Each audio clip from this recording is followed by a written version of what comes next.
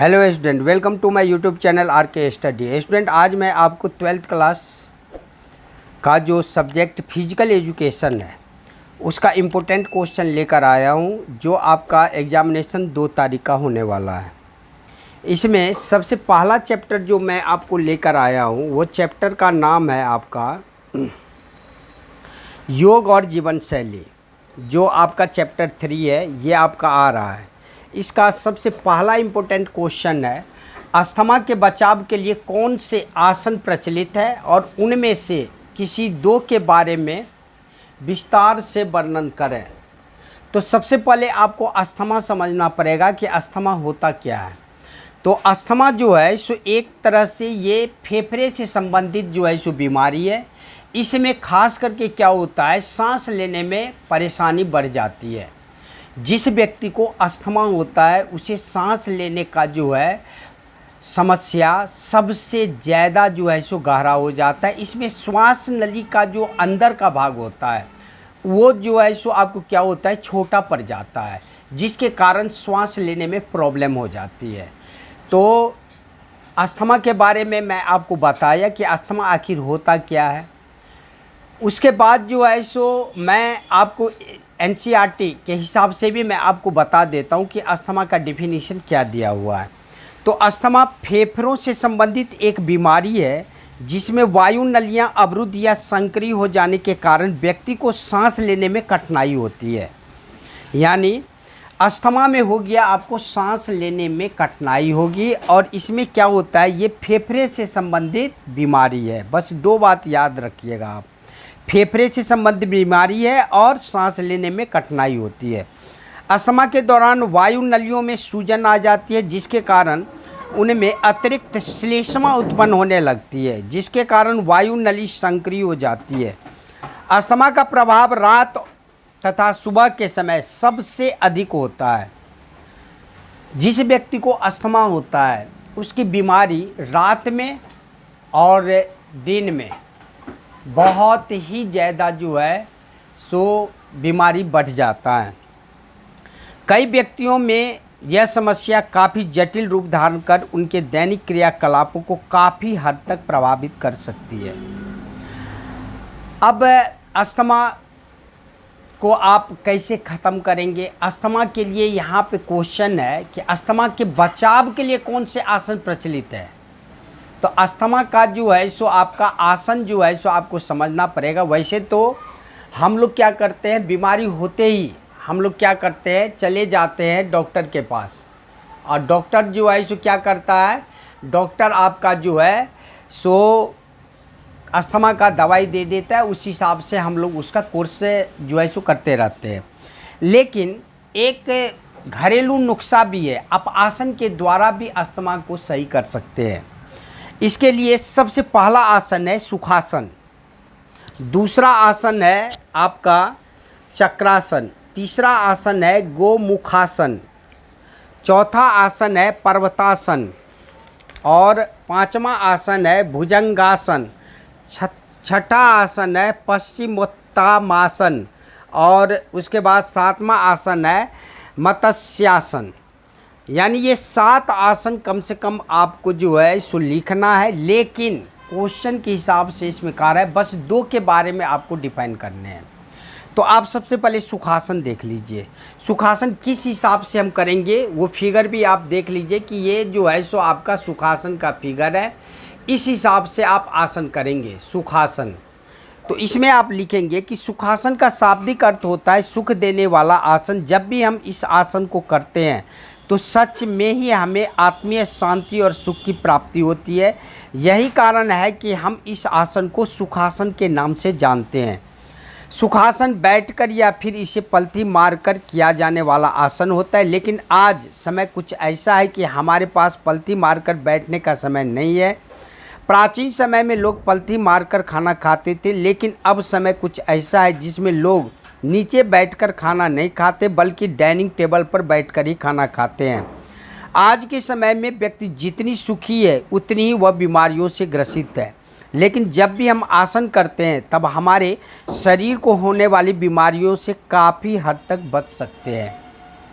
अर्थात जो प्राचीन समय में जो भी प्रचलित थी वो जो है एक तरह से आप ये समझ जाइए कि किसी न किसी प्रकार से एक्यूप्रेशर का काम करता था। जैसे हम पलथी मारकर बैठते थे वहाँ भी एक्यूप्रेशर का काम करता था। इससे जो है सो क्या होता था, हमारे शरीर में जो है सो स्फूर्ति बढ़ती है, हमारे शरीर में जो है सो चिड़चिड़ापन जो है सो ख़त्म होता है, हमारे मन की जो है सो शांति बढ़ती है। लेकिन आज के समय में जैसे जैसे टेक्नोलॉजी का विकास होता जा रहा है, हमारे पास सुख का साधन तो आता जा रहा है, लेकिन बीमारी उसी हिसाब से घर में वृद्धि होती जा रही है। तो ये तो हो गया सुखासन। उसके बाद जो है सो एक आसन मैं आपको बता रहा हूँ, चक्रासन, जो आपको अलग से भी पूछ सकता है। तो चक्रासन पहले आप देख लीजिए कि चक्रासन आखिर हम करेंगे कैसे। तो चक्रासन के लिए आप इस हिसाब से चक्रासन करेंगे। ये चक्रासन है और चक्रासन को आप डिफाइन करेंगे कि चक्रासन योग में शरीर का आकार चक्र पहिए के समान होता है, इसीलिए इसे व्हील पोज भी कहा जाता है। मतलब जब आप ये आसन करेंगे तो एक चक्के के समान जो है, जैसे चक्का मुड़ा होता है उसी हिसाब से वो आप जो है इसको देख सकते हैं, इसको उसी हिसाब से, इसीलिए इसे व्हील पोज भी कहते हैं। धनुरासन के विपरीत होने के कारण इसे ऊर्ध्व धनुरासन भी कहा जाता है। चक्रासन रीढ़ की हड्डी को लचीला व मजबूत बनाने के लिए श्रेष्ठ होता है। इस प्रकार जो है सो आपका दो आसन हम बताए, चक्रासन और पहला आसन इसके पहले बताए थे सुखासन। ये तो आपका ये क्वेश्चन था अस्थमा के बचाव के लिए कौन से आसन प्रचलित है और उनमें से किसी दो के बारे में विस्तार से लिखे। तो ये हम दो आसन आपको बता दिए। उसके बाद क्वेश्चन है कि मधुमेह से बचने के लिए किन किन आसनों की अभ्यास किया जाता है। तो सबसे पहले तो आपको मधुमेह आपको समझना पड़ेगा कि आखिर मधुमेह कहते किसे हैं। तो मधुमेह को इंग्लिश में कहते हैं डायबिटीज। खास करके मधुमेह में क्या होता है कि इंसुलिन की जो मात्रा होती है शरीर में वो हो जाता है कम, और इंसुलिन जो अग्नाशयी ग्रंथि में पाया जाता है उसका कार्य क्या होता है, जो भी हम खाते हैं तो खाने के बाद जो वो ग्लूकोज में वो खाने बदलते हैं तो ग्लूकोज को वो क्या करता है, ग्लाइकोजन में बदल देता है। यदि ये ग्लाइकोजन में नहीं बदलेगा तब जो है सो क्या हो जाएगा, वो आपका शुगर, जिसे आप चीनी कहते हैं, शर्करा कहते हैं, वो इकट्ठा होना चालू हो जाएगा। इसीलिए किसी भी व्यक्ति को जो मधुमेह होता है, यदि आप डॉक्टर के पास जाएंगे सबसे पहले वो इंसुलिन का जो है सो सुई देता है। वो सुई क्या करेगा, जो भी हम खाएंगे पिएंगे ग्लूकोज को वो ग्लाइकोजन में बदलना चालू कर देगा। इससे शर्करा इकट्ठा शरीर में नहीं होगा। यदि इंसुलिन की कमी हो जाएगी तो क्या होगा, ग्लूकोज कभी भी ग्लाइकोजन में नहीं बदलेगा, जिसके कारण वो शर्करा में बदलना चालू हो जाएगा और मूत्र के जरिए वो बाहर निकलना चालू हो जाएगा। उसके बाद धीरे धीरे पूरे शरीर को वो क्या करेगा, खोखला बना देगा। तो इस हिसाब से इसे हम मधुमेह बीमारी कहते हैं। इसमें इंसुलिन की कमी हो जाती है। अब एनसीईआरटी के हिसाब से मैं समझाता हूँ। मधुमेह अर्थात डायबिटीज मेलिट्स पोषक तत्वों का विकार है, जिसके लक्षण है रक्त में ग्लूकोज का असामान्य रूप से बढ़ना। यानी रक्त में क्या होता है, ग्लूकोज की मात्रा बढ़ जाती है और मूत्र द्वारा अतिरिक्त ग्लूकोज का उत्सर्जन, यानी मूत्र के द्वारा अतिरिक्त ग्लूकोज निकलना चालू हो जाता है। मधुमेह का एकमात्र कारण आधुनिक जीवन शैली और दौड़ती भागती जिंदगी है, जिसका नकारात्मक प्रभाव स्वास्थ्य पर पड़ता है। परिणाम स्वरूप लोग मधुमेह का शिकार हो रहे हैं। इसके साथ ही लोगों ने अपनी जीवन शैली से व्यायाम तथा सैर इत्यादि बिल्कुल ही नकार दिया है, जो कि मधुमेह का एक महत्वपूर्ण कारण है। इसका अर्थ ये होता है कि यदि आप अपने जीवन शैली में यदि आप व्यायाम यदि रखते हैं 10 मिनट 15 मिनट के लिए ही, लेकिन रोज़ाना, तो आप कभी भी मधुमेह आपके शरीर में कभी भी जो है सो नहीं पनपेगा। लेकिन आजकल की जो भाग दौड़ की ज़िंदगी है उसमें लोग कहते हैं कि हमारे पास समय नहीं है व्यायाम करने का, जिसके कारण घरों में ये बीमारी धीरे धीरे घर घर में फैल चुका है। अब आपको जो है सो मधुमेह के बारे में ये तो पता चल गया कि इसमें जो है सो ग्लूकोज इकट्ठा होने लगता है और इकट्ठा होते होते जो है सो मूत्र के द्वारा जो है सो क्या होता है, ये उत्सर्जित होना चालू हो जाता है। यह रोग अधिक भोजन खाने, मोटापे व डिप्रेशन के कारण भी होता है। अत्यधिक खान पान अग्नाशय का भार स्वरूप होता है जो उसकी सामान्य क्रिया को बाधित कर इंसुलिन नामक हार्मोन के स्राव को असंतुलित कर देता है। पहले भी मैं बताया आपको कि इंसुलिन की कमी हो जाती है। इसमें इंसुलिन की कमी से ग्लूकोज ग्लाइकोजन में परिवर्तित नहीं हो पाता और रक्त में ग्लूकोज की मात्रा बढ़ने लगती है। वह मूत्र के द्वारा शरीर में उत्सर्जित होने लगती है, जिससे व्यक्ति बहुत कमज़ोर हो जाता है। आँखों की रोशनी भी अत्यंत कम हो जाती है। इंसुलिन ही रक्त में शर्करा स्राव को नियंत्रित करता है। इसका मतलब आप समझ गए कि ये जो आपका डायबिटीज़ की जो बीमारी है, मधुमेह की जो बीमारी है, ये क्यों होता है? इंसुलिन की कमी के कारण होता है। इंसुलिन शरीर में करता क्या है? इंसुलिन ग्लूकोज को ग्लाइकोजन में बदलता है। यदि इंसुलिन की कमी हो जाएगी तो ये ग्लूकोज जो शर्करा का रूप होता है वो शरीर में इकट्ठा होना चालू हो जाएगा और अत्यधिक होने के बाद ये मूत्र के द्वारा उत्सर्जित होने लगेगा और पूरे शरीर को ये खोखला कर देता है। कह रहा है मधुमेह को मुख्यतः दो भाग में बांटा जाता है। एक होता है टाइप फर्स्ट डायबिटीज़, दूसरा होता है टाइप सेकेंड डायबिटीज़। भारत में मधुमेह की रोगियों की संख्या लगभग 5.08 करोड़ है। विश्व स्वास्थ्य संगठन के अनुसार भारत में आने वाले 20 सालों में मधुमेह रोगियों की संख्या 8.7 करोड़ होने का अनुमान है। दुनिया भर में भारत में ही सबसे अधिक मधुमेह की रोगी पाए जाते हैं। आज इस बीमारी से बच्चों से लेकर वयस्कों तक कोई भी आयु वर्ग अछूता नहीं है। इस प्रकार आप कह सकते हैं कि घर घर में मधुमेह बीमारी धीरे धीरे पनपती जा रही है। अब आपको क्वेश्चन इसमें है कि मधुमेह से बचने के लिए कौन कौन सा आसन करना चाहिए। किन्हीं दो आसन का हमको विस्तार से वर्णन करना है। तो सबसे पहले आप आसन देख लिए कौन कौन सा आसन है। पहला आसन है इसमें भुजंगासन, जो आप देख लीजिए कि भुजंगासन हम करेंगे कैसे, ये देख लीजिए, ये भुजंगासन है। इस हिसाब से भुजंगासन हम करेंगे। इसको डिफाइन करने के लिए पहले हम सारे आसन आपको बता देते हैं। ये भुजंगासन है, दूसरा पश्चिमोत्तानासन है, तीसरा आपका जो है सो पवन मुक्तासन है और चौथा जो है सो आपका है अर्ध मत्स्यांद्रासन। तो चार आपका इसमें दिया गया है कि आप ये व्यायाम करके आप जो है सो मधुमेह से बच सकते हैं। तो पश्चिमोत्तानासन जो है सो आप देख लीजिए, पश्चिमोत्तानासन जो है सो कैसे किया जाता है। ये पश्चिमोत्तानासन है। उसके बाद ये आपका पवन मुक्तासन और उसके बाद एक आपको और मैं बताया हूँ जिसका नाम है आपका अर्ध मत्स्यांद्रासन। तो अर्ध मत्स्यांद्रासन जो है सो देख लीजिए किस हिसाब से जो है सो किया जाता है। ये है अर्ध मत्स्यांद्रासन। लेकिन हमें आपको दो के बारे में डिफ़ाइन करने हैं। तो सबसे आसान जो इसमें है दो, वो मैं आपको डिफ़ाइन करके बताता हूँ कि सबसे पहला है आपको भुजंगासन। तो भुजंगासन हम कैसे करेंगे? यह आसन करते समय शरीर का आकार फन उठाए हुए सर्प के समान होने के कारण इसे भुजंगासन कहा जाता है। अंग्रेजी में इसे कोबरा पोज भी कहा जाता है। पीठ के दर्द से पीड़ित व्यक्तियों के लिए यह सबसे लाभकारी आसन है। उसके बाद आपको एक आप इसमें और दूसरा जो है सो आप देख लीजिए, पवन मुक्तासन किसे कहेंगे। पवन मुक्तासन को अंग्रेजी में गैस रिलीज पोज भी कहा जाता है। यह अपने नाम की भांति लाभकारी आसन है। पवन मुक्तासन का अर्थ होता है पवन या हवा को मुक्त करना।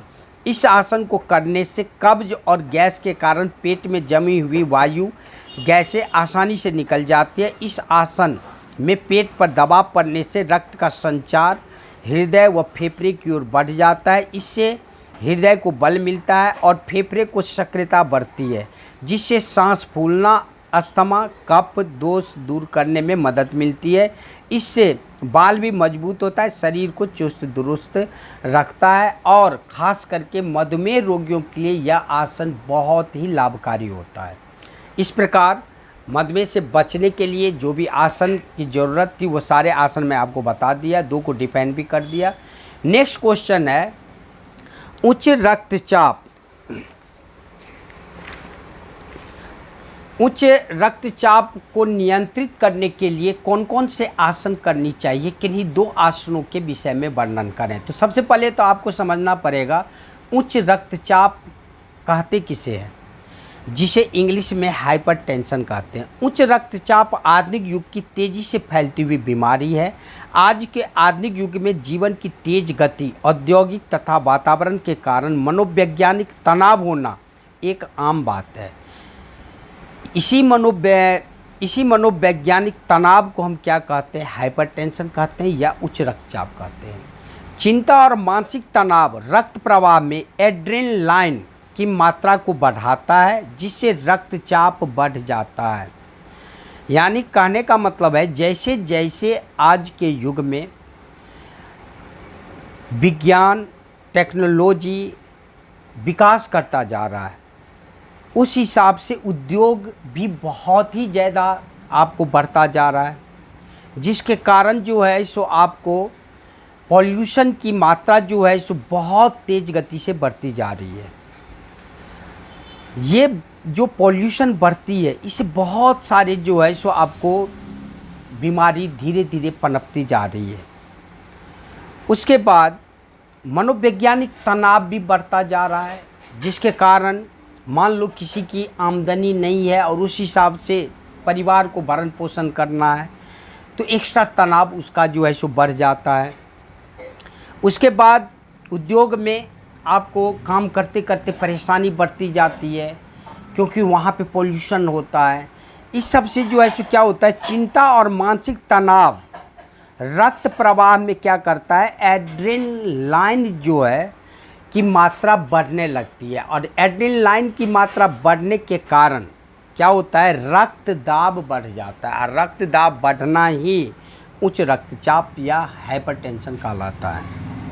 हमारे शरीर में धमनियों द्वारा प्रवाहित रक्त प्रत्येक कोशिका को पोषण उपलब्ध करवाता है। जब हृदय बड़ी धमनियों में रक्त को प्रवाहित करता है तब वह बल का प्रयोग करता है, जिससे रक्त में दाब पैदा होता है। उसी दाब को रक्तचाप कहते हैं।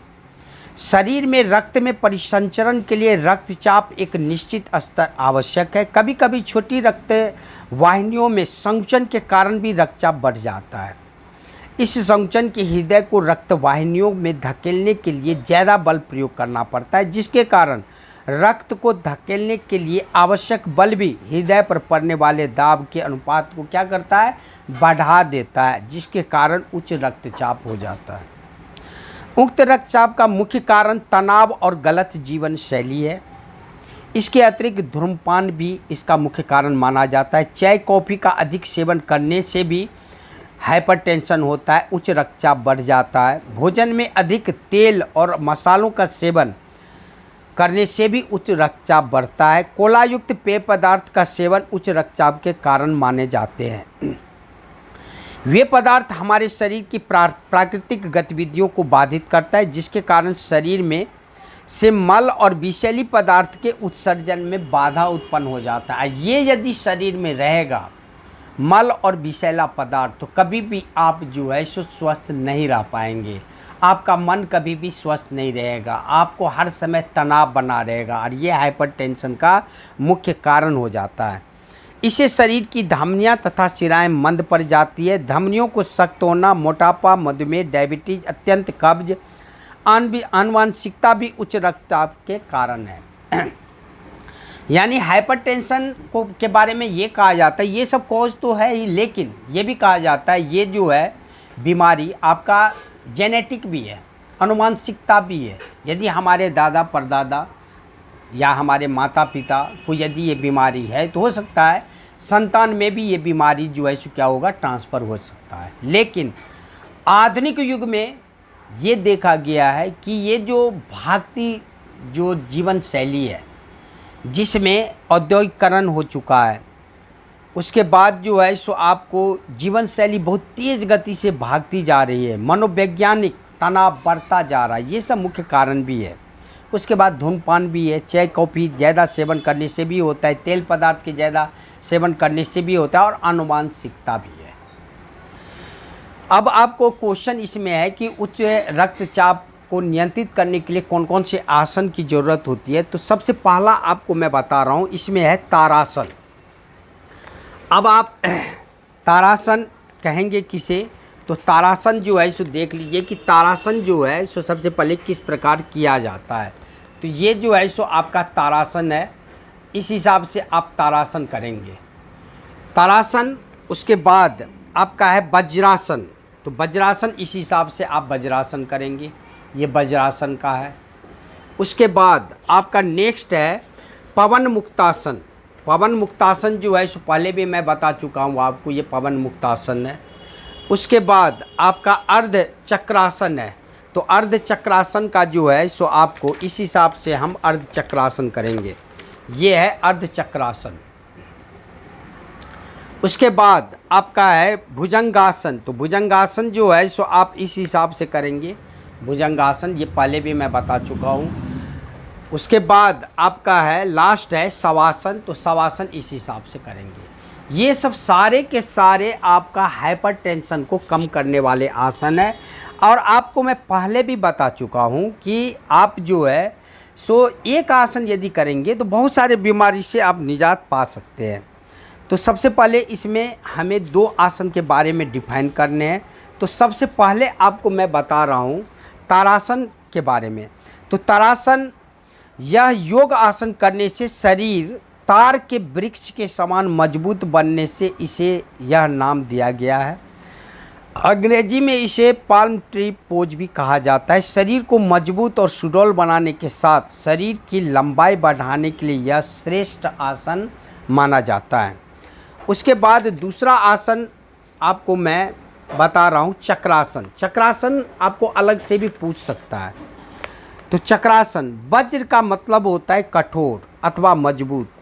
इस आसन को करने से पैर विशेषकर जांघ का हिस्सा मजबूत हो जाता है। शरीर का निचला भाग स्थिर होने के कारण इसे आसन को वज्रासन कहा जाता है। इस आसन को दिन में कभी भी कर सकते हैं। यह एकमात्र ऐसा आसन है जो खाने के तुरंत बाद भी आप कर सकते हैं। इस प्रकार ये उच्च रक्तचाप को नियंत्रित करने वाले आसन थे। उसके बाद इस वीडियो में जो लास्ट क्वेश्चन मैं लेके आया हूँ वो है योग। योग का जो है सो क्या अर्थ होता है, और योग के विषय में जो है सो आपको बताने हैं कि योग का अर्थ क्या होता है और इसके महत्व का वर्णन करें। तो योग शब्द संस्कृत भाषा के युज शब्द से लिया गया है, जिसका अर्थ होता है जोड़ना या मिलाना। योग एक संपूर्ण जीवन शैली अथवा साधना है जिससे व्यक्ति को अपने मन, मस्तिष्क तथा स्वयं पर नियंत्रित करने में सहायता मिलती है। मन पर नियंत्रण करके तथा शरीर को स्वस्थ रखकर व्यक्ति परम आनंद का अनुभव कर सकता है। इस प्रकार यह माना जाता है कि योग सभी प्रकार के दुख एवं पीड़ा को नष्ट करता है। विभिन्न विद्वानों तथा ग्रंथों ने योग को निम्न रूप से परिभाषित किया है। जैसे योग का अर्थ है मानसिक उतार चढ़ाव पर नियंत्रण पाना। ये पतंजलि के द्वारा दिया गया परिभाषा है जो बहुत ही फेमस हुआ था कि योग का अर्थ क्या होता है, मानसिक उतार चढ़ाव पर नियंत्रण पाना। उसके बाद वेद व्यास जी का कहना है कि योग समाधि है। कठोपनिषद में योग का परिभाषा दिया गया है कि इंद्रियों तथा मन पर नियंत्रण ही योग है, जो कि आसान काम नहीं है। आज के युग में कोई भी व्यक्ति इंद्रिय या मन पर नियंत्रण यदि कर ले तो पृथ्वी पर कभी भी वो दुख की प्राप्ति कर ही नहीं सकता। इसीलिए कहा गया है कि यदि पूरी तरह नहीं तो कुछ भी अंश उसका यदि हम योग करते रहें तो हमें इंद्रिय और मन पर थोड़ा बहुत नियंत्रण प्राप्त कर सकते हैं।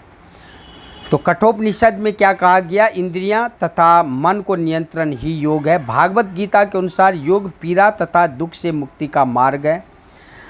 आगम में कहा गया है कि शिव और शक्ति के बारे में ज्ञान ही योग है और भारती कृष्ण के अनुसार भगवान से व्यक्ति की एकता ही योग है। इस प्रकार योग का इतना परिभाषा दिया गया है। उसके बाद आपका जो है सो नेक्स्ट था कि योग का क्या महत्व है।